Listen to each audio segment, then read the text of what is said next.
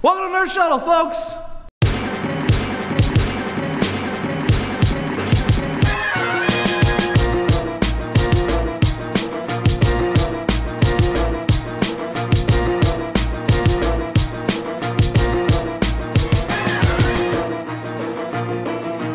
It's Nerd Shuttle. I'm Joe Davison. And I'm Ken Anthony II.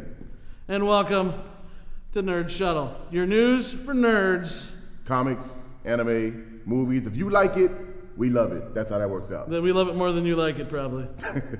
That's true. So recently we had a chance to go to Orlando to one of the largest Comic Cons in the world, Megacon. Big Megacon. Biggest one in the Southeast region, actually. It's not Bigacon, it's Megacon. No, Megacon, mega big. Mega, yes. Big convention. Yes, it is. Yes. We got some footage. Take a look. Welcome to the nerdness that is Megacon.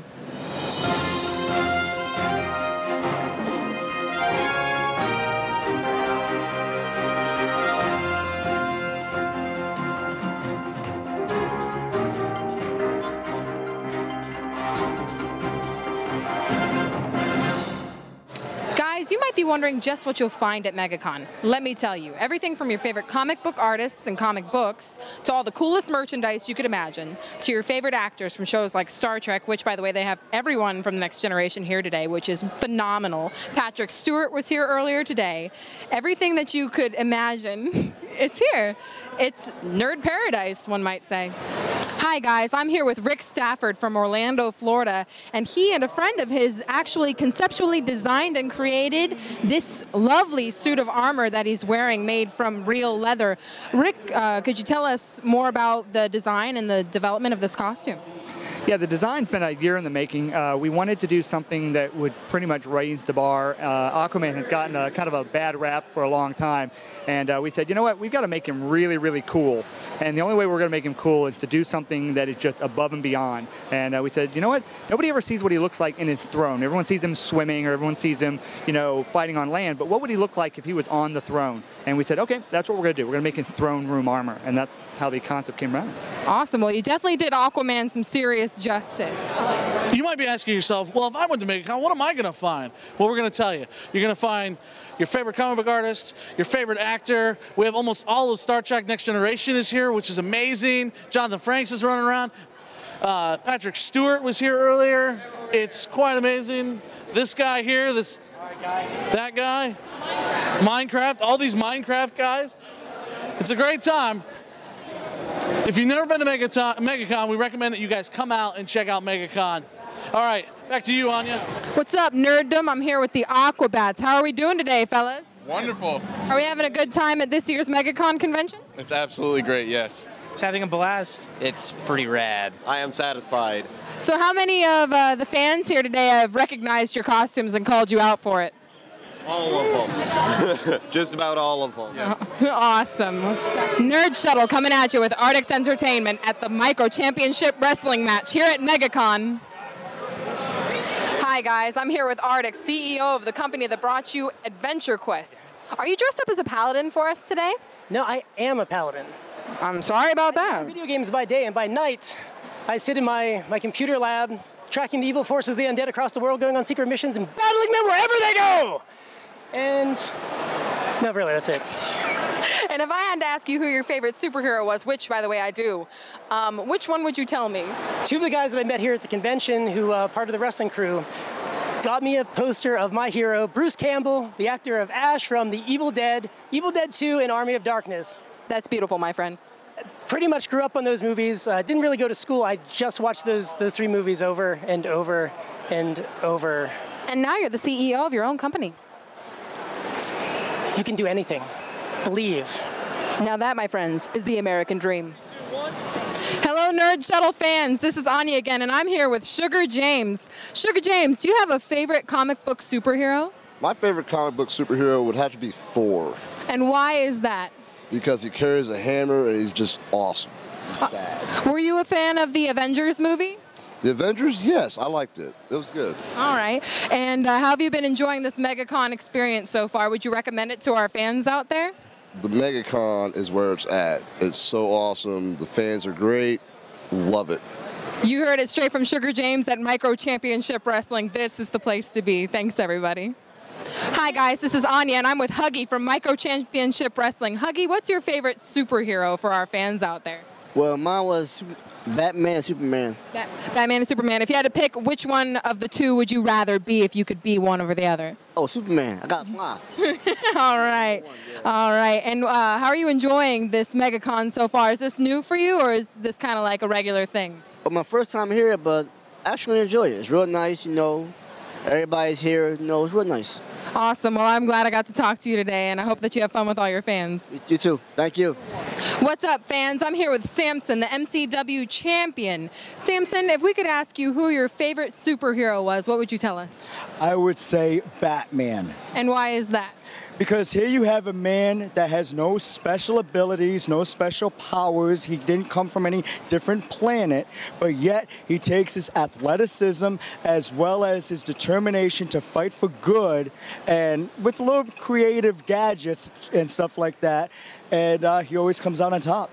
And Batman also has a really kicking backstory, doesn't he? Oh, most definitely does. I mean, you know, when you think about the fact that his parents died and everything, and he could have done nothing more than a victim to society, instead, he rose above that and came out victorious. Do you think that you take your love of Batman into your work at all? You know what? I definitely look at him as being a role model, you know, because the fact that, again, I could look at my situation or maybe where I came from or life experiences and use them as a crutch, or I can use them as a story of success. And how does it feel to be a role model for all your fans out there? It is so humbling. It really, really is. You know, I mean, growing up, we all have our own role models, and to be in that category, it's a very humbling experience. And would you recommend Megacon to all of our fans out at Nerd Shuttle? Are you kidding me? This place is intense. This is awesome.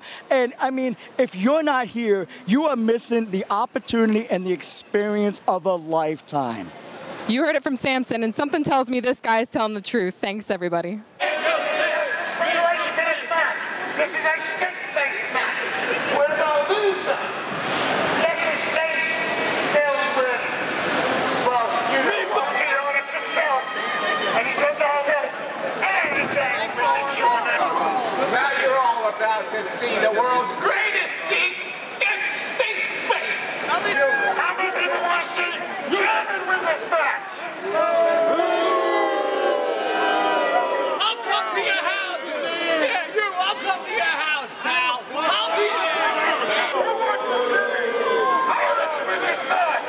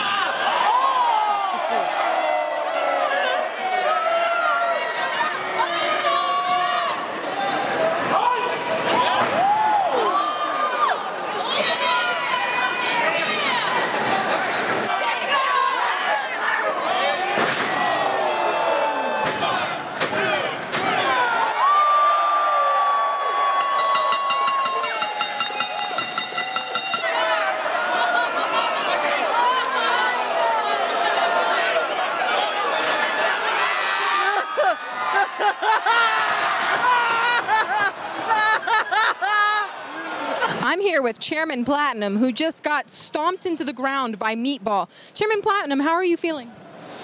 How do you think I feel? I just got my face buried in a 300-pound man's ass. What exactly do you plan to do about that, sir? Oh, you wait. I can't tell you what's going to happen, but something bad is going to happen to all those involved. Oh, what's that smell? Oh, God. It's my face. Hang on. I have my antiseptic wipes. I'm telling you, this is the worst day of my life, and they're going to pay. Well, folks, it looks like wrestling's an even harder business now than it was 20 years ago when Hulk Hogan was going at it. Back to you guys.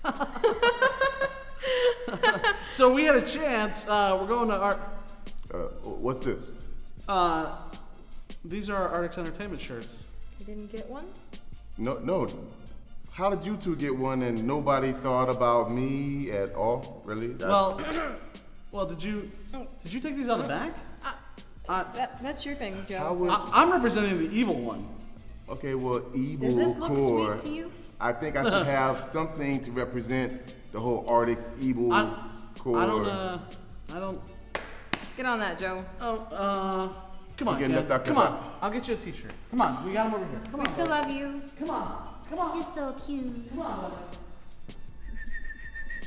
So when you think of online gaming, you might think of World of Warcraft, Star Wars The Old Republic, if you're really cool, Guild Wars. Oh, and now Defiance. But there's plenty of other online MMO type games out there that are just as fun and full of adventure, such as AdventureQuest. Well, we here at Nerd Shuttle went on down to take a visit with Adam Bond and Artix Entertainment to check out AdventureQuest Worlds.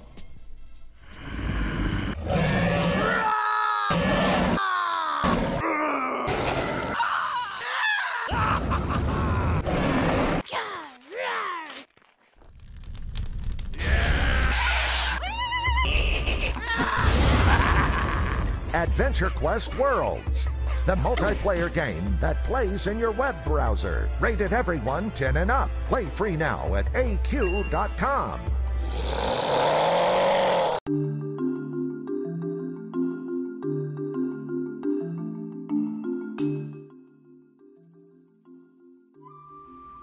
Hello, this is Kid Anthony, and I'm here at Artix Entertainment for all you nerd shellers to introduce you to the AdventureQuest World creative team.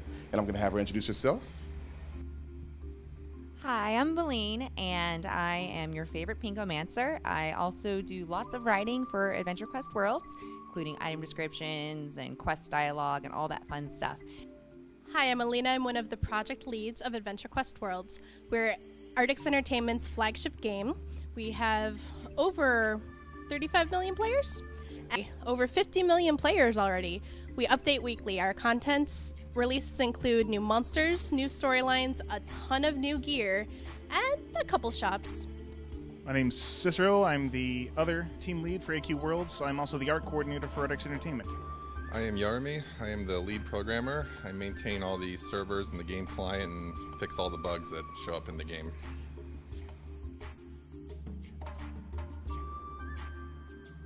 My favorite thing, besides free lunch every day, is I get paid to be a nerd, and that is probably the coolest job that anyone can ever have. The best thing about working at Artix Entertainment is the people. Everyone here is amazing at what they do. They all do the work of 3 people. One of my favorite things about working at Artix Entertainment is we sit at the same table because we find that it makes brainstorming and being creative as a team much easier. Instead of having to walk to another office or a cubicle, we can just sit and come up with any crazy idea and then throw it into the release at the end of the week.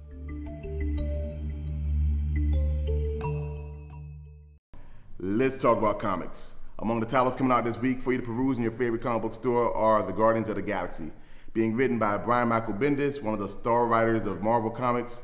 He's come to you with the Ultimate Line, the New Avengers, and tons of other books.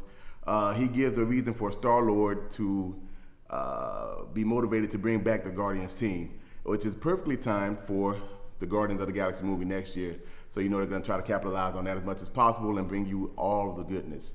And there's also one of my favorite teams, the Justice League of America, who are right now facing the Justice League of America. What? It's something interesting going on. You definitely have to pick up the title. Is Superman, Batman, and Wonder Woman turning evil? Maybe. So go online, check it out, or go to your favorite comic book store, pick it up, and let us know what you think. And now for some more from Turtle Soup. You're gonna love it.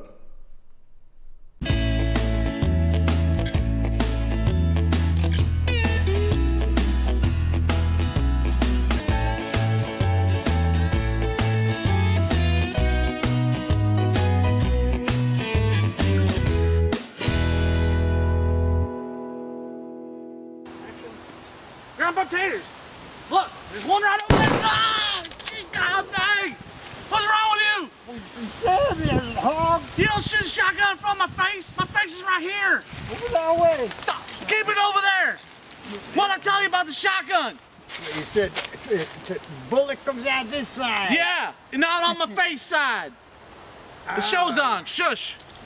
Hey, folks. Welcome back to another episode of Turtle Soup. Grandpa Taters and I are going to show you how to hunt down a wild boar. We're going to show you how to catch them, how to kill them, how to skin them, and how to eat them. And we're going to make Grandma's jambalaya called Boars Galore. Good. What I love Grandma's cooking.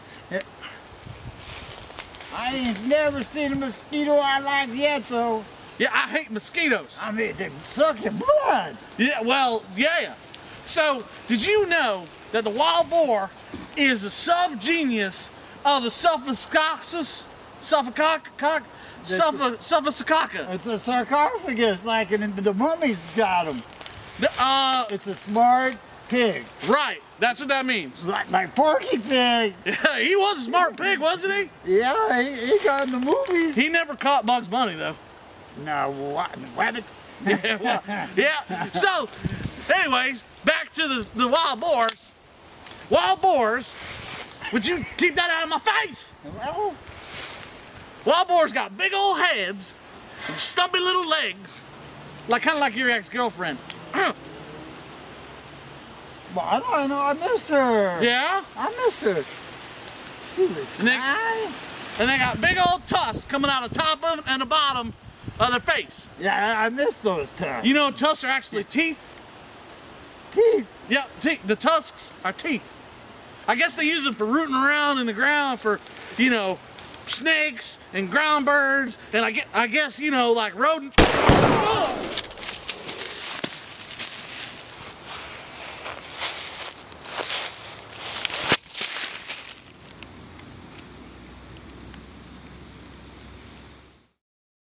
So stay tuned, we're coming back. At Nerd Shuttle, we like to talk a lot, that's obvious.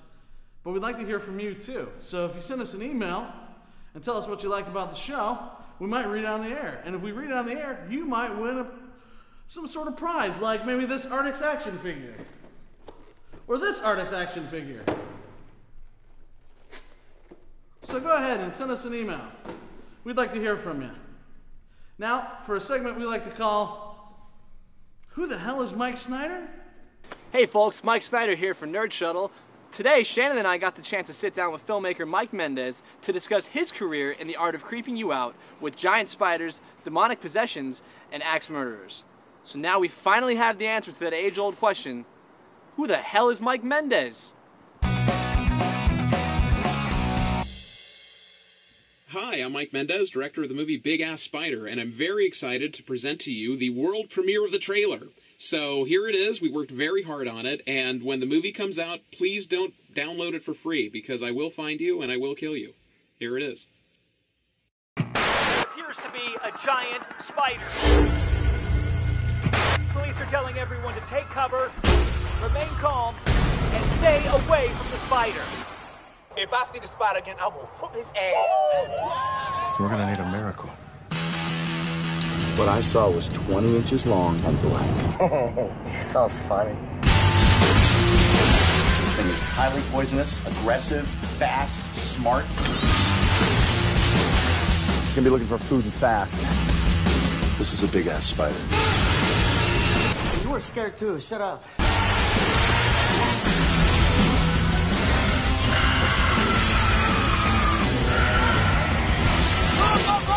I'm going as fast as I can. Are you okay? No.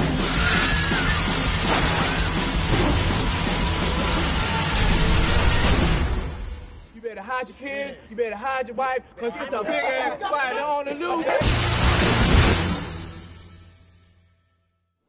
So you mentioned that you shot your first feature film when you were 22 years old. I imagine that was a very difficult process. Well, making any movie is a difficult process, of course. So, yeah, but of course, you know, it's your first movie. It's a very daunting thing. We had just done short films at that point. We, you know, at that time, there was no 5Ds, no red camera. It was, you know, old school 35mm, and it came about because the producer of the movie, a guy who's no longer with us anymore named Dave Larson, had made a movie that he couldn't really do anything with. He's just like, man, I can't sell this, I can't do anything. But he had this stack of short ends of 35mm films. What should we do? And he had come up with the idea of like, well, maybe we should make another movie with these short ends. And so he allowed me the opportunity to do that. At that point, I had just done shorts and music videos and stuff like that. So it was a really huge opportunity, and so, you know, we got our friends together and shot it locally in our houses and, you know, made our first film, and, you know, and then that got into Sundance, which was great. All right, well, welcome to my little geek paradise here. So these are my monsters. I want to point out these guys have been with me since I was about 9 years old. So, in fact, all these guys are kind of original from the late 70s, early 80s Remco. When I was a kid, that's what I really wanted. It was like I wanted the Mummy and Dracula, and I don't know, I mean, maybe kids love monsters, so I guess that's not that weird, but I was kind of obsessed with it even then. This is my favorite one, Mr. Dracula there, out of all of them, because I just love Dracula. I was going to ask if you had advice for, you know, aspiring filmmakers. Sure. What would that kind of be? Well, I mean, and especially now more than ever is just, you know, the equipment's out there. You know, there's no excuse not to be able to make your own film. I mean, you know, it's really, really attainable and really doable. So, you know, it's the same advice that, you know, whether it's in my day or now, you know, you just got to make movies. And now for a segment we like to call This Moment in History with Joel Wynkoop. Take it away, Joel! Hey, Joe, thanks a lot. Hey, I'm Joel Wynkoop here for Nerd Shuttle at a look at history. Yes, we're going to go all the way back to May 1st, 1971 with the amazing Spider-Man. The issue was called And Now the Goblin. One of the cool things about this is if you look at it, if you get it today in mint condition, it is worth $175. Get this. Back in the 70s, it was only 15 cents on the newsstand. Can you believe that? One of the other significant things about this issue is a three-part issue. There was no approved by the comics code. In this issue, it dealt with Spider-Man was racing to a scene following some police cars, and they pulled up in front of this building, and up on top of this building was this young man, and he was stoned out of his mind, which is the actual reference they use in issue 96. Before the police could get to him, the sun topples off the top of the building, he's headed for the pavement, a few feet from the ground. Spider-Man swings down, saves him, places him down with the police, and takes off. And Spider-Man had said in the actual issue, he said, man, drugs can really mess up your head if there's only a way we could reach these young kids. And that was a message straight out to put, you know, this approved by the comics code onto the comics to not only entertain people, but inform them, especially coming from somebody like Spider-Man. Which a lot of kids looked up to. Also, it was a very cool, relevant issue where Norman Osborn, a pumpkin bomb had exploded in his face in the past, and it took away his memory of being the Green Goblin. And Peter was with him at one point, and he said, you know, you shouldn't think of the Green Goblin, don't think about Spider-Man or say their names because your blood pressure is going to go up, and you know, you don't want that to happen. So Norman was pretty much cured from being the Green Goblin. Now they went to a big benefit with Mary Jane was going to be, you know, it was at Osborn's one of his warehouses. And they went in there, they had a great time, great event, a lot of people were there, of course Mary Jane's there, and Norman Osborn, Harry Osborn, they're all there. But when they left, Norman Osborn was walking by a door and he was kind of like, I think I'm remembering something, what is it? Something about this door. And Peter, when he went by, his spider sense went off. So he was outside, changed to Spider-Man, came in, burst through the door, and lo and behold, Norman Osborn there, and he was back in his Green Goblin gear going, I'm gonna get you, Spider-Man! And that is a look back at history, May 1st, 1971. Also, since we just talked about it, that issue right there, Spider-Man number 96 can be yours. Just send us an email here at Nerd Shuttle. I gotta go, I'm Joel Wynkoop. See you next time, take it away! And now it's time for our daily Nerdgasm with Anya. But first, Since there's a lot of people following us on Facebook and Twitter who send us emails all the time for the free swag we like to give out, I'd like to present our first prize to Mike Jobus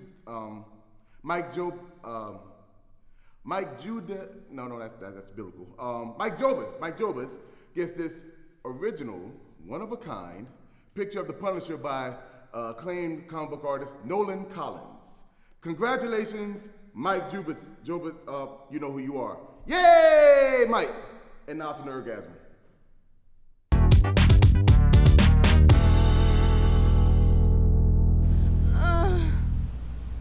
Well, hello, and welcome to Nerdgasm, where you and I get to share a personal little moment of nerdy trivia.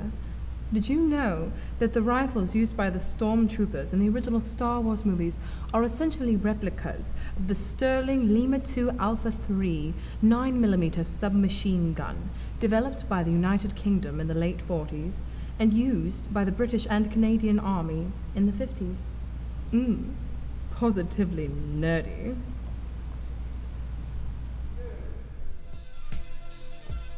That's it, folks. Thanks for tuning in to Nerd Shuttle this week. I'm your host, Joe Davison. And I'm Ken Anthony II. Thanks for watching. Thanks. We'll see you on the web. But I didn't get to Hulk fist anybody.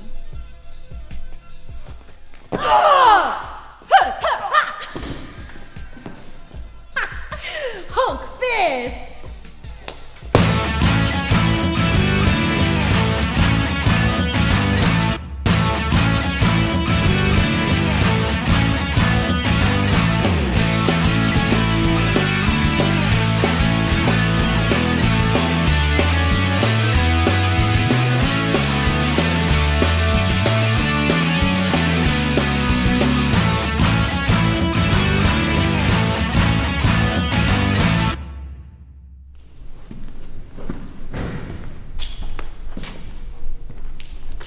Where the heck am I?